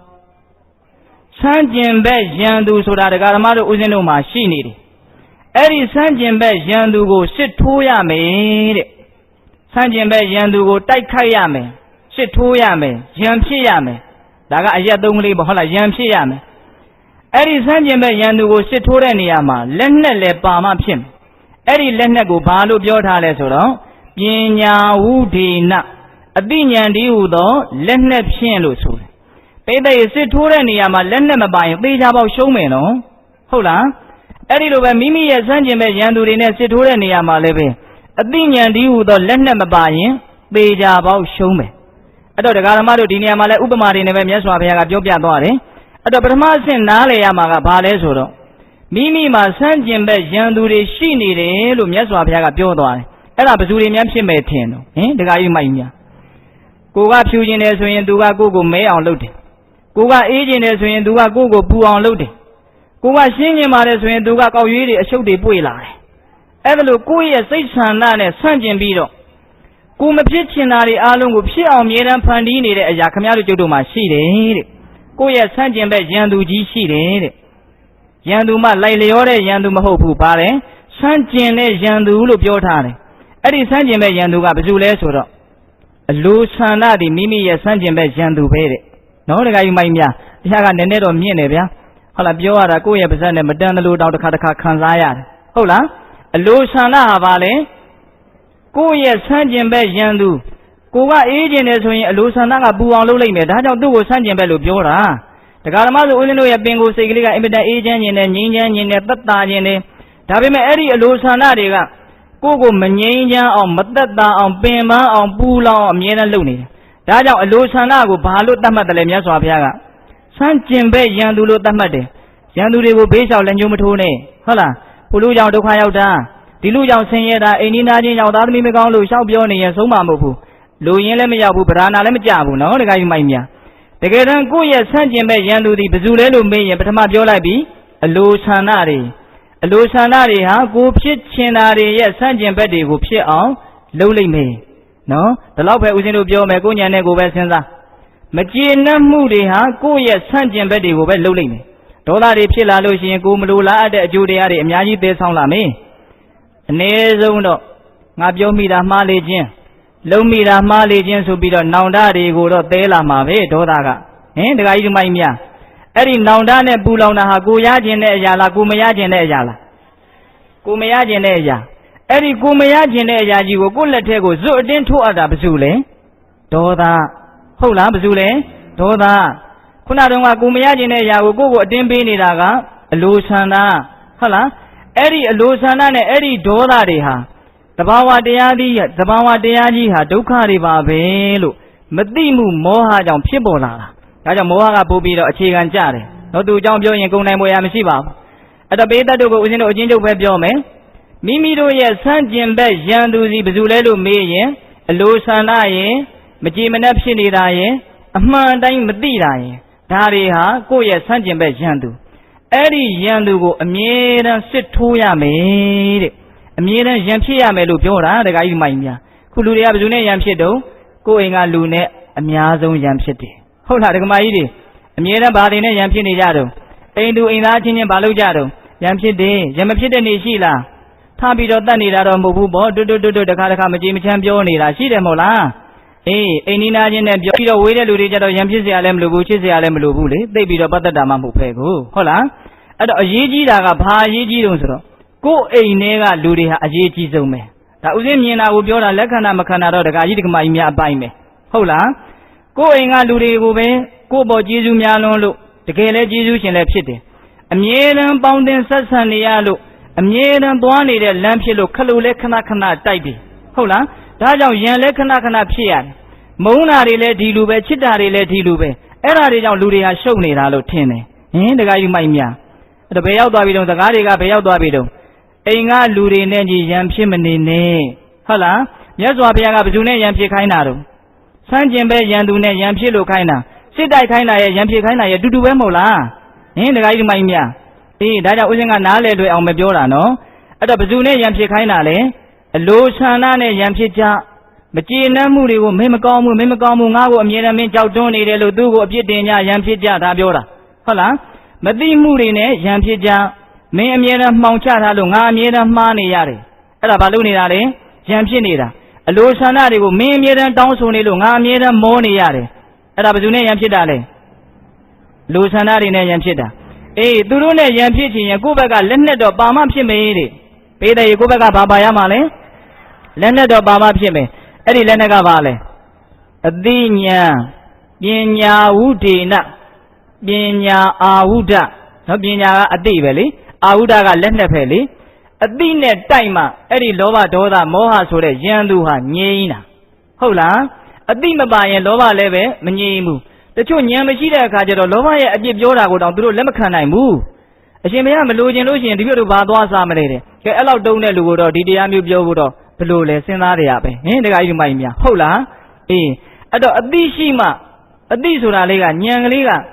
ကိုယ့်ရဲ့လေးလာထားတာပေါ့ကိုယ့်ရဲ့ဘဝဘောကဖြည့်ဆည်းခဲ့တဲ့ပါရမီအများကြီးပေါ်မှာမူတည်နေတယ်နော်အေးပါရမီဆိုတာကတော့ထားလိုက်ပါတော့ဒီဘဝမှာကိုကအများကြီးလေးလာမယ်ပညာရှိသူတော်ကောင်းကိုပေါင်းမယ်ဆိုရင်ကိုယ့်ရဲ့ဉာဏ်ပညာဟာတဖြည်းဖြည်းနဲ့အဆင့်မြင့်လာနိုင်တယ်ဟုတ်လာ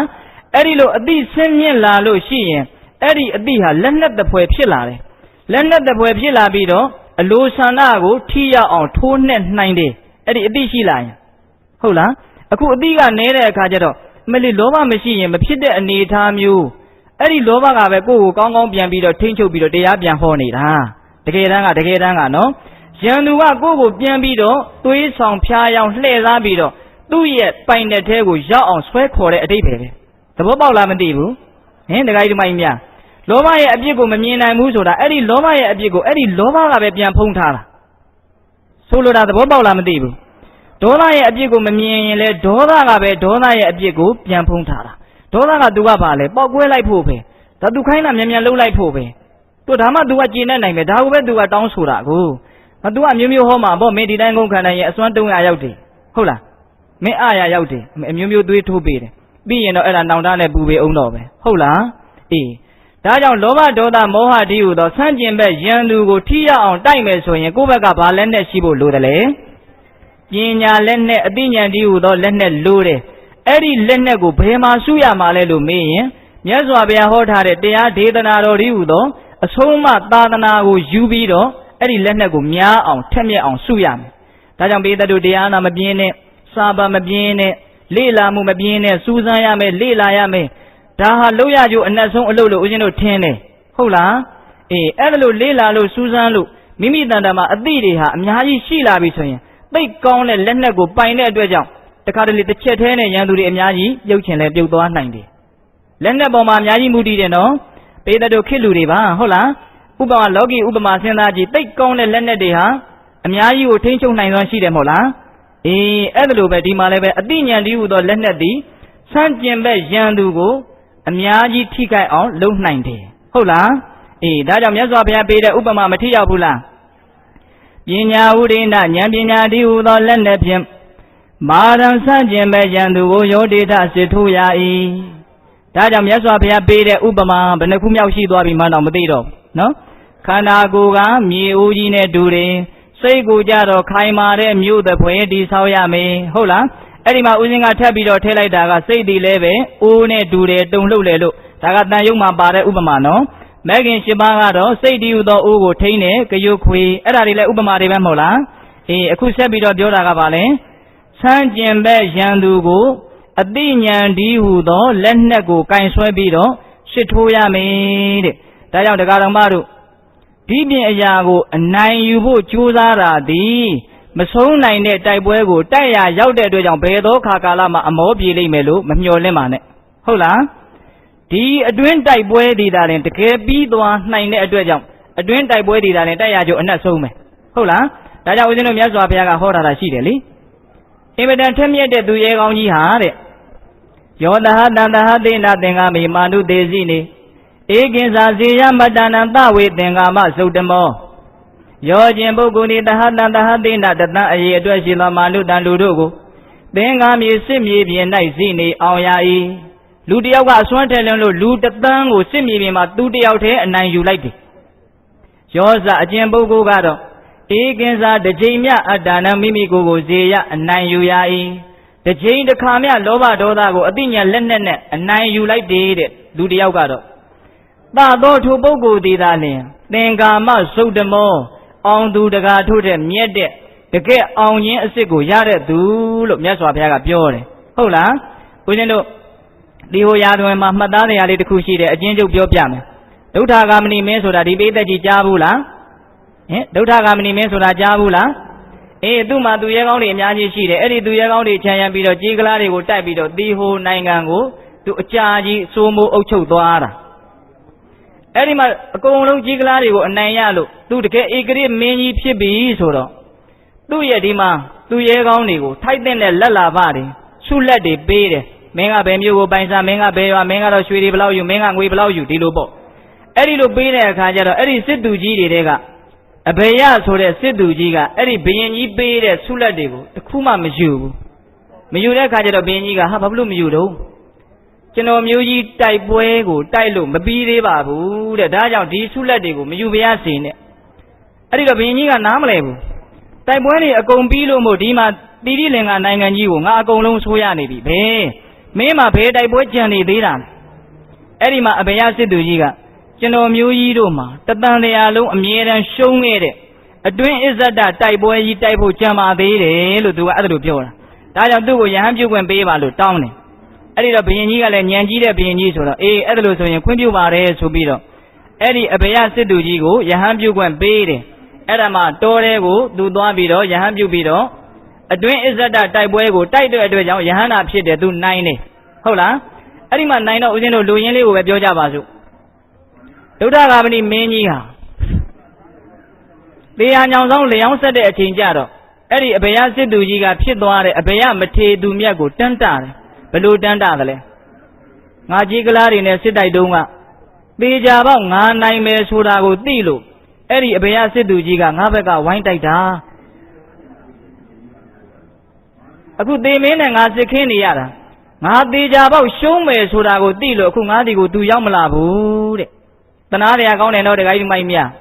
ြပြင်ဘက်အရာတွေကိုတိုက်တုံးကတော့နိုင်မယ်ဆိုတာကိုသိလို့ပါလေဝိုင်းပြီးတော့တိုက်တယ်အခုဘုရင်ကြီးမှာဗာနဲ့စစ်ခင်းနေရလဲသေမင်းနဲ့စစ်ခင်းနေရတယ်အဲ့ဒီသေမင်းနဲ့စစ်ခင်းတဲ့နေရာမှာနိုင်မယ်ဆိုတာမျှော်လင့်စရာရှိလားမရှိဘူးဒါကြောင့်မလို့သူမလာတာနဲ့တူတယ်အဲ့ဒီမှာအဘေယမထေကအဘေယစစ်သူကြီးကဖြစ်လာတဲ့မထေကအဘိညာဉ်နဲ့သိပြီးတော့မင်းကြီးဒီကိုကောင်းကင်ကနေကြွလာတယ်ကြွလာပြီးတော့မင်းကြီးကိုမစိုးရင်ဘူးကုသိုလ်ကောင်းမှုတွေအများကြီးပြုထားတာမကောင်းသောတေခြင်းလုံးဝမဖြစ်နိုင်ဘူးဆိုပြီးတော့အမတ်တွေကိုကုသိုလ်စင်ရည်တွေဖတ်ခိုင်းတယ်အဲ့ဒီမှာဘုရင်ကြီးကသင်ဒီလောကီတိုက်ပွဲမှာလည်းပဲငါဘက်ကအဖို့ကောင်းမယ်တန်လျာတိုက်ပွဲမှာလည်းပဲငါဘက်ကသင်ဟာအဖို့ကောင်းမယ်ဆိုပြီးတော့မိတ်ဆွေကောင်းရဲ့အပေါ်မှာမေတ္တာတရားတွေယူဖိတ်ပြီးတော့အဲ့ဒီဘုရင်ကြီးဟာသိပြီးတော့ဦးဇင်းတို့နတ်ပြည်ကိုရောက်တယ်ဒီနေရာမှာဦးဇင်းတို့ပြောချင်တာကဘာလဲတိုက်ပွဲဆိုတာမျိုးမျိုးရှိတယ်နော်ပြင်ဘက်အရာတွေကိုနိုင်ရခြင်းနဲ့အိန္ဒိနာချင်းပြိုင်နေဟုတ်လားရှိတယ်မို့လားတခါကြီးမိုင်းမြကြီးပွားပဲချင်းပြိုင်နေအဲ့ဒါပါလဲလူရင်းကတော့ပါလဲနိုင်နေတာပါပဲငါသူ့တဲ့သားတယ်ဆိုတာကိုသိသိချင်းတာပဲအဲ့ဒါတွေထက်သားတာတွေထက်ကိုအနိုင်ရလိုက်တာကိုအသာရလိုက်တာကပို့ပြီးတော့အနှစ်သာရမရှိဘူးလားရှိတယ်အဲ့ဒီလိုကိုအသာရခြင်းနဲ့အနိုင်ရခြင်းနဲ့ဆိုရင်ဒီတိုက်ပွဲကိုနိုင်ခြင်းနဲ့ဆိုရင်ကိုယ့်ဘက်ကဘာလက်နဲ့ရှိဖို့လိုတယ်လဲအသိဉာဏ်လက်နဲ့ရှိဖို့လိုတယ်အခုဘေးတတို့ဘာလုပ်နေတာလဲလို့မေးရင်မြတ်စွာဘုရားရဲ့တရားဒေသနာတော်ဒီဟုသောဉာဏ်ပညာလက်နဲ့ကိုစုဆောင်းနေတာဟုတ်ရဲ့လားခန္ဓာကိုယ်ဒီမြေအိုးနဲ့တူတယ်လို့သိလိုက်တာဒီအဲ့ဒါလက်နဲ့ဖေးဟုတ်လားဘာကိုသွားပြီးတော့သူထိခိုက်နိုင်တယ်လဲလို့မေးရင်လောဘဒေါသကိုသွားပြီးတော့အာနေသွားစေတဲ့အစွမ်းသူမှမရှိဘူးလားရှိတယ်ဟုတ်လားတခါကြီးမိုက်မြအေးဒါကြောင့်ဦးဇင်းတို့ဥပမာမြတ်စွာဘုရားဖြစ်စေခြင်းနဲ့ဆန္ဒ၃ချက်ပြီးသွားပြီခန္ဓာကိုမြေအိုးလို့နားလည်ရမယ်စိတ်ကိုကြတော့မြို့ကြီးလိုခိုင်မာအောင်တည်ဆောက်ရမယ် ဆန့်ကျင်ဘက်ရန်သူကိုတော့အသိဉာဏ်လက်နဲ့ကင်ဆွဲပြီးတော့တိုက်ပွဲဝင်ရမယ်ဟုတ်လားအဲ့ဒီမှာစတုထဘာပြောထားဇီတင်စာရခေအာနိဝေဒနောတိယဇီတင်စအောင်အပြီးဒီကိုလေးရခေစောင်းရှောက်ရ၏အဲ့ဒါလို့အသိဉာဏ်ဒီဟူသောလက်နက်ကိုကင်ဆွဲလို့ပိဿတုကစွမ်းလို့လောဘဒေါသမောဟကိုနည်းအောင်အားပြော့သွားအောင်အားနည်းသွားအောင်နောက်ဆုံးလုံးဝဟုတ်လားမိစ္ဆာဒိဋ္ဌိဦးဇင်းတို့တက္ကာယဒိဋ္ဌိတွေလုံးဝပျောက်သွားအောင်လုပ်နိုင်ပြီဆိုကြပါစို့နော်အဲ့ဒီလိုအောင်မြင်မှုရလာရင်အဲ့ဒီအောင်မြင်မှုကိုရှော့ကြမသွားအောင်ထိန်းနိုင်ရမယ်ပြောတာလေးအကွက်စေ့တယ်နော်မြတ်စွာဘုရားပြောပုံလေးပါလေအကွက်စေ့တယ်အောင်မြင်မှုရလာရင်လူတွေဟာအောင်မြင်မှုကိုရင့်မှုတဲ့အတွက်ကြောင့်အဲ့ဒီအောင်မြင်မှုဟာရှော့ပြီးတော့ကျသွားတတ်တဲ့သဘောမရှိဘူးလားရှိတယ်ဒါကြောင့်အောင်မြင်အောင်လဲလုပ်အောင်မြင်ပြီဆိုရင်လည်းဗါတဲ့တော့ဒီအောင်မြင်တာလေးကိုထိန်းထားရမယ်တဲ့မြတ်စွာဘုရားပြောပုံလေးသဘောကျတဲ့ဥစဉ်ကဟုတ်လားအေးအဲ့ဒါက၄ခုမြောက်မြတ်စွာဘုရားဖြစ်စေခြင်းနဲ့ဆန္ဒဟုတ်ပြီလားဇီတင်စာရခေအာနိဝေဒနောတိယအာနိဝေဒနောမိမိရဲ့အောင်မြင်မှု၌ယဉ်မှု၍မနေသည့်တိယဖြစ်ရ၏အဲ့ဒီအောင်မြင်မှုကိုကြမသွားအောင်ထိန်းထားပြီးတဲ့နောက်ပြင်စမအချက်အနေနဲ့အဲ့ဒီအောင်မြင်မှုရဲ့အပေါ်မှာယဉ်မှုသာရပြီးတော့မနေပါနဲ့တဲ့ဘာပြုလို့လဲဆိုတော့မတိုးတက်မှာဆိုလို့လူရင်းမဲ့ဦးဇင်းကပြောတယ်နော်ကိုယ့်ရဲ့အောင်မြင်မှုကိုကြမသွားအောင်ဗာလဲထိန်းထားရမယ်ပြီးရင်အဲ့ဒီအောင်မြင်မှုကိုလည်းပဲသာယာရင့်မှုပြီးတော့ဘဝင်မြင့်ပြီးတော့မနေနဲ့ဘာပြုလို့လဲ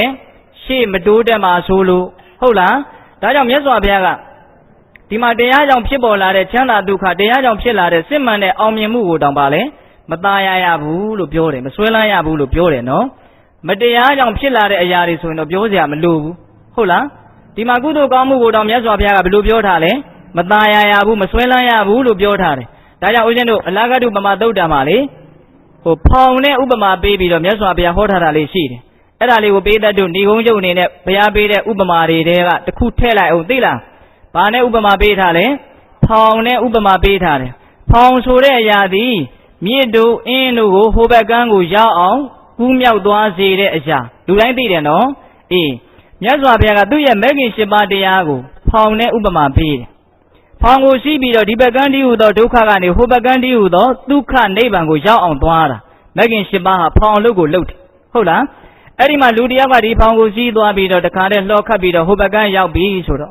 ့ဝမ်းသာလွန်းလို့ဝမ်းမြောက်လွန်းလို့ကြည်သံဒုက္ခတွေကတော့လွတ်ပြီးအေးချမ်းတဲ့နေရာကိုရောက်ပြီဒီဖောင်ကြီးဟာငါရဲ့ကျေးဇူးရှင်ပဲငါအတွက်ကျေးဇူးများတယ်ဆိုပြီးတော့ဒီဖောင်ကြီးကိုရေထဲကနေဆဲပြီးတော့ပခုံးပေါ်မှာထမ်းသွားမယ်ဆိုရင်တဲ့ဖောင်ရဲ့အပေါ်မှာလှုပ်တဲ့လှုပ်ထိုက်တာကိုလှုပ်ရရောက်သလားတဲ့ပိဋကရောက်သလားဖောင်ကြီးဟာကျေးဇူးများတယ်ဆိုပြီးတော့ဟိုဘက်ကန်းတီထမ်းသွားမယ်တဲပိုးသွားမယ်ဆွဲလန်းပြီးတော့ယူသွားမယ်ဆိုရင်ဖောင်ရဲ့အပေါ်မှာလှုပ်တဲ့လှုပ်ထိုက်တာကိုလှုပ်ရရောက်သလားမရောက်ဘူးဒီဖောင်ကိုဘယ်မှာထားခဲ့ရမှာလဲရှည်ထဲမှာပဲထားခဲ့ရမှာဟုတ်လားအဲ့ဒီလိုပဲမြတ်စွာဘုရားကမဲ့ခင်၈ပါးသည်ဆွဲလန်းဖို့မဟုတ်ဘူးကူးမြောက်ဖို့ပိဋကရေပါတဲ့တို့ကူးမြောက်ဖို့အဲ့လိုပဲကုသိုလ်ကောင်းမှုလုပ်တဲ့နေရာမှာလည်းပဲဒီကုသိုလ်ကိုငါလုပ်နိုင်တယ်ဒီပြင်လူတွေမလုပ်နိုင်ဘူးဆိုပြီးတော့ဆွဲလန်းဖို့မဟုတ်ဘူးဒီကုသိုလ်ကိုဖောင်လို့သဘောထားပြီးတော့ဒီဆင်းရဲလာတဲ့ဝိတ္တန်တရားကလွတ်ရနိဗ္ဗာန်တည်းဟူသောတစ်ဖက်ကန်းကိုရောက်ဖို့အတွက်ကိုယ့်အောက်ကဖောင်လို့သဘောထားပြီးတော့သွားရမှာခုလူတွေကကုသိုလ်ကိုခေါင်းပေါ်တင်ပြီးတော့သွားကြတာဟုတ်လားဒါကြောင့်ကုသိုလ်ချင်းပြိုင်တာရှိတယ်နောက်ကုသိုလ်လုပ်ရင်းနဲ့တောင်မှအကုသိုလ်တွေအထက်ထက်ဖြစ်နေတာတွေမြင်နေရတယ်အဲ့ဒါဘာဖြစ်တာလဲကုသိုလ်ကိုဆွဲလန်းတာကိုဟင်းတခါကြီးမှညာဘာကိုသွားဆွဲလန်းတာလဲကုသိုလ်ကိုသွားဆွဲလန်းတာကုသိုလ်ဟာဆွဲလန်းတရားလားလွတ်မြောက်ဖို့အထောက်အကူပစ္စည်းလားအဲ့ဒါကိုခွဲခွဲပြားပြားနားလည်ဖို့လိုတယ်နော်ဒါကြောင့်အခုဦးဇင်းတို့ဗုဒ္ဓဘာသာလောကမှာကုသိုလ်ပြုရင်းနဲ့အကုသိုလ်တွေအများကြီးဖြစ်နေတာတွေကိုနေရာဒေသအသီးသီးမှာတွေ့နေရတယ်ဒါနလည်းဒါနမှုသီလလည်းသီလမှုကျုပ်စွာဆုံးခုလိုတရားပွဲတွေလုပ်တဲ့ကိစ္စမှာတောင်မှပိဋကရဲ့အကုသိုလ်ဆိုတာရှိနေတာကိုတွေ့နေရတယ်အဲ့ဒါဘာလဲဒီကုသိုလ်ကောင်းမှုကိုဆွဲလန်းပြီးတော့ဟုတ်လားဒီကုသိုလ်ကောင်းမှုကိုမကောင်းသဖြင့်သူတို့အသုံးချလိုက်တဲ့အတွက်ကြောင့်ဘာဖြစ်သွားလဲအကျိုးနည်းသွားတာဟုတ်လားဒါကြောင့်မြတ်စွာဘုရားကုသိုလ်ကိုအမျက်တလို့ပူဇော်ရမယ့်အနေအထားမှာထားသလားမဟုတ်ဘူးဒီကုသိုလ်ကိုနိဗ္ဗာန်တည်းဟူသောတစ်ဖက်ကန်းကိုကူးမြောက်ဖို့အတွက်အထောက်အကူပစ္စည်းအနေနဲ့သုံးရမှာဟုတ်လားတခါကြီးမိုက်များဒါကြောင့်ကုသိုလ်ထဲမှာမဲ့ခင်၈ပါးဟာအရှင်းမမြင်ဘူးလားဒါကြောင့်မဲ့ခင်၈ပါးကိုတော့မြတ်စွာဘုရားကဖောင်လို့ပြောထားတယ်နော်ဒါကြောင့် မိမိတို့လှုပ်ထားတဲ့တန်လျာတစ်ဖက်ကန်းကိုရောက်စေနိုင်တဲ့အစွမ်းရှိတဲ့ဒီကုသိုလ်ကိုတန်လျာတွင်ချမ်းသာအတွက်လည်းမရည်ရွယ်သင့်ဘူးအဲ့ဒါဆိုလို့ရှိရင်လည်းပဲမတန်ရာကိုလဲတဲ့အတွက်ကြောင့်ညံ့ဖျင်းရာရောက်တယ်ဟုတ်လားတခါကြီးမိုင်းများအင်မတန်ဖိုးတန်တဲ့ကုသိုလ်ကိုနိဗ္ဗာန်နှင့်သာလင်လဲတဲ့နဲ့အဲ့ဒါမှသာလင်အသိဉာဏ်ရှိရာရောက်တယ်ပိဋကရဲ့အလဲထက်ဆိုတာနှစ်ဆင့်လောက်ရတယ်ဗျဒါပညာရှိကြီးတွေပြောထားတာဏိဂုံးချုပ်ပြောမယ်ဒီခန္ဓာကိုယ်ဒီဟူသောအနှစ်မရှိတဲ့အရာနဲ့အနှစ်ရှိတဲ့ဒါနသီလဘာဝနာကုသိုလ်ကောင်းမှုကိုပထမဆင့်လဲရတယ်ဟုတ်လားတခါကြီးမိုင်းများလဲရတာပဲနော်အချိန်တို့ဘဝတို့ပေးပြီးတော့ဒါနတို့သီလတို့ဘာဝနာတို့မြင့်မြတ်တဲ့ကုသိုလ်ရအောင်လဲယူရတာပဲဟုတ်လားတခါကြီးမိုင်းများပစ္စည်းဥစ္စာခန္ဓာကိုယ်ဓာတ်တွေကိုကုသိုလ်နဲ့အလဲထက်လှုပ်လိုက်ရတော့ကင်ပိုင်မာပြီတဲ့ကုသိုလ်ကြီးပိုင်မာပြီတဲ့ဟုတ်လားပထမအဆင့်လဲလိုက်လို့ဘာရပြီလဲကုသိုလ်ရပြီနောက်ထပ်ဒုတိယလဲတတ်ဖို့လိုသေးတယ်အဲ့ဒီကုသိုလ်နဲ့ဘာနဲ့ထက်လဲအောင်မလဲဆိုရင်မသေးရနိဗ္ဗာန်နဲ့လဲရမယ်တဲ့အခုလူတွေကဘာနဲ့လဲနေတယ်လို့ထင်လဲတချို့ကဂုံနဲ့လဲတယ်သူတို့တဲ့နည်းနည်းသိတဲ့လူကဖြစ်လျာဘဝလူကောင်းနတ်ကောင်းဖြစ်ပြရစေဆိုပြီးတော့တန်တရားဆင်းရဲနဲ့လဲတယ်ဟုတ်လားနိဗ္ဗာန်နဲ့လဲခြင်းနဲ့စိတ်တကယ်ရှိပြီးတော့လဲတဲ့လူဟာဒီအဆုံးအမတွေကိုကောင်းကောင်းရထားတဲ့လူဆိုရင်တော့ဖြစ်နိုင်ပါလေဟုတ်လားတခါကြီးမိုက်မြတကယ်မရဘူးရောင်လဲလဲဖြစ်နေတယ်ဆိုရင်တော့ခန္ဓာနဲ့နိဗ္ဗာန်နဲ့တော့အသက်နဲ့ဘဝနဲ့အသက်နဲ့ဘဝနဲ့ကုသိုလ်နဲ့တော့လဲလိုက်တယ်အဲ့ဒီအရှင်တော့သူတို့အောင်မြင်စွာကြော်ဖြတ်နိုင်တယ်ကုသိုလ်တော့ရလိုက်တာပဲသို့တော့အဲ့ဒီကုသိုလ်နဲ့နိဗ္ဗာန်နဲ့လဲကြစို့ဆိုတဲ့အဆင့်ကြတော့ပြုတ်ကြကုန်ရောဟုတ်လားတခါကြီးမိုက်မြအဲ့တော့အလဲထက်ဟာဘယ်နှခုလဲထက်နိုင်မှလူရင်းကိုရောက်မှလဲနှစ်ဆင့်လဲထက်နိုင်ရမယ်နော်ကုသိုလ်ရအောင်ပထမလုပ်ရမယ်အဲ့ဒီကုသိုလ်နဲ့တန်လျာဝိခလွတ်ခြင်းစိတ်ဆန္ဒဥတည်ပြီးတော့ထားရမယ်ဟုတ်လားဒါကဒါနသီလဘာဝနာတို့နဲ့ပတ်သက်ပြီးတော့ပြောတာ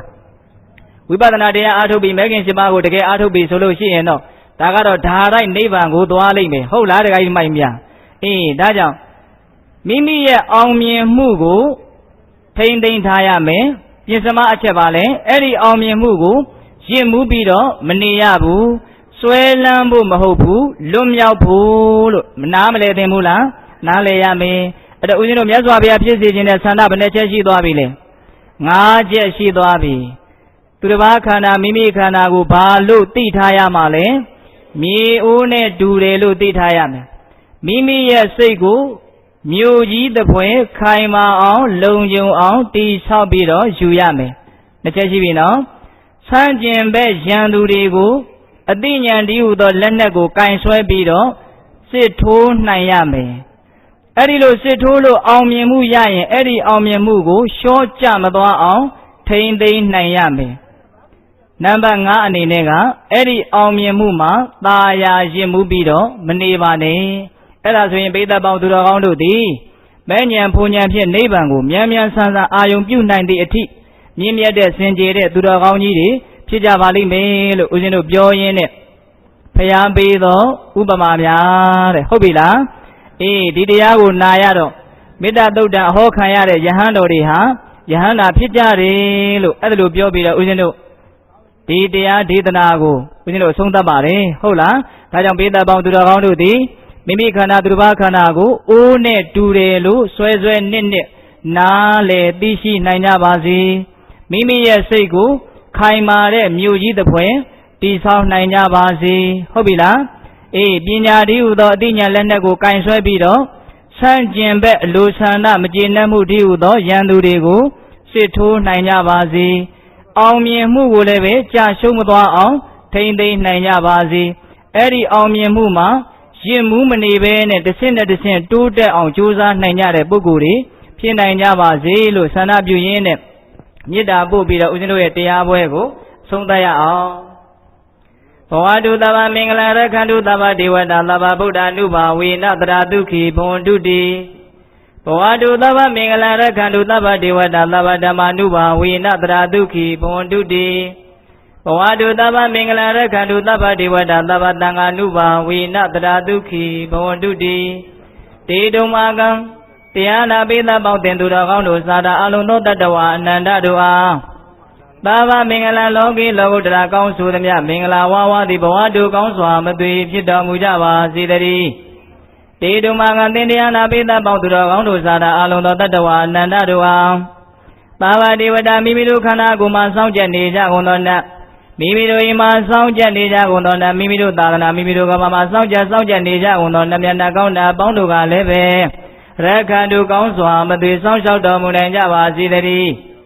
တေတုမာကသင်္ဃာဓမ္မပေါင်းသူတော်ကောင်းတို့စားတာအလုံးသောတတ္တဝါအနန္တတို့အားသဗ္ဗဗုဒ္ဓ အနုဘာဝေနခေငါဝါလူသေးစုမကပွင့်တော်မူကြတဲ့သုသုတ္တဘာဘုရားရှင်ကိုတော်မြတ်တို့ရဲ့တကူတေဇောအာနုဘောတော်တို့ကြောင့်၎င်းသဗ္ဗဓမ္မအနုဘာဝေနကိလေသာဝပေတတ္တိမလေတံတပန်ကြီးဤတတိဖို့လေးပါမဲဖို့တို့ဤအာယုံဖြစ်သောနိဗ္ဗာန်ခြေခံဖြစ်သောပရိယစေတံသောတရားတော်မြတ်တို့ရဲ့တကူတေဇောအာနုဘောတော်တို့ကြောင့်၎င်းသဗ္ဗတံဃာအနုဘာဝေနမေကထံ၄ယောက်ဖလက်တံ၄ယောက်ဆိုသောရှေးယောက်တော်ရိယသံဃာရှင်မြတ်တို့နဲ့တကွသီလဂုဏ်သမာဓိဂုဏ်ပညာဂုဏ်တို့နဲ့ပြည့်စုံတော်မူကြတဲ့သမုဒိတံဃာရှင်ကောင်းရှင်မြတ်ပေါင်းတို့ရဲ့တကူတေဇောအာနုဘောတော်တို့ကြောင့်၎င်းတရားနေရောညပါပဲခါမဆိုင်ခြင်းရှိတိုင်းဒုက္ခိကိုစိတ်နှပြကျမ်းမာချမ်းသာခြင်းရှိကြကုန်သည်ဘဝတုကောင်းစွာမသွေဖြစ်တော်မူကြပါစေတည်း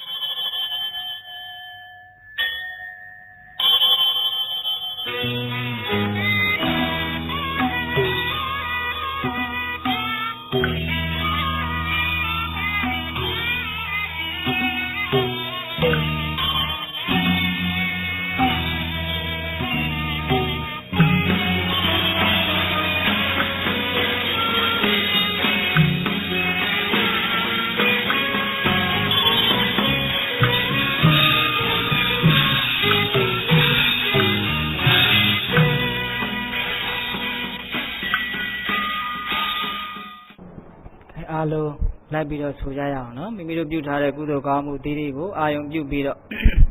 လိုက်ဆိုကြရအောင်ရေသက်ခွက်ပြင်ထားတယ်ဆိုရင်ရေသက်ခွက်ကင်ကြပေါ့ရှင်ဘုရားကြီးတော်တို့သည်ယနေ့ယခုတန်ရှင်းစင်ကြယ်သောကောင်းကျိုးချမ်းသာကိုပေးနိုင်စွမ်းသောသူတော်ကောင်းတို့ချီးမွမ်းအပ်သောဒါနသီလဘာဝနာကောင်းမှုစုစုတို့ကိုပြုလုပ်ကြပါကုန်၏အရှင်ဘုရားဤကောင်းမှုဤကုသိုလ်တို့၏စွမ်းတတ္တိကြောင့်မဉ္ဇဉ်ဖူဉ္ဇဉ်မြတ်နိဗ္ဗာန်ကိုလင်းမြန်ထုတ်ချောင်းမျက်မှောက်ပြုရစေသာရှင်ဘုရားဤကောင်းမှုဤကုသိုလ်တို့၏ဖို့ဘာကကိုသာသနာတော်စောင့်နှက်များယမမင်းများမိဘဆွေမျိုးများဆရာသမားများကိုယ်ဆောင်နှက်အိမ်ဆောင်နှက်ရွာဆောင်နှက်ကျောင်းဆောင်နှက်မိဆိုင်ဖားဆိုင်နှက်အထူးအားဖြင့်ကွယ်လွန်ပြီးဖြစ်ကြသောဘိုးဘွားမိဘဆွေမျိုးသားချင်းတို့အားအစထား၍31ဘုံကျင်လီကြကုန်သောသတ္တဝါအနန္တတို့အားထတ်တူထတ်မြတ်ကုသိုလ်ဤဖို့ဘာကကိုပေးဝေငှပါ၏ညရကြ၍ကိုယ်စိတ်နှဖျားကျမ်းမာချမ်းသာကြသည်ဖြစ်ကြပါစေသောအားလုံးကြသမျှအမြယူတော်မူကြပါကုန်လောသာဓုသာဓုသာဓုအားလုံးကြသမျှအမြယူတော်မူကြပါကုန်လော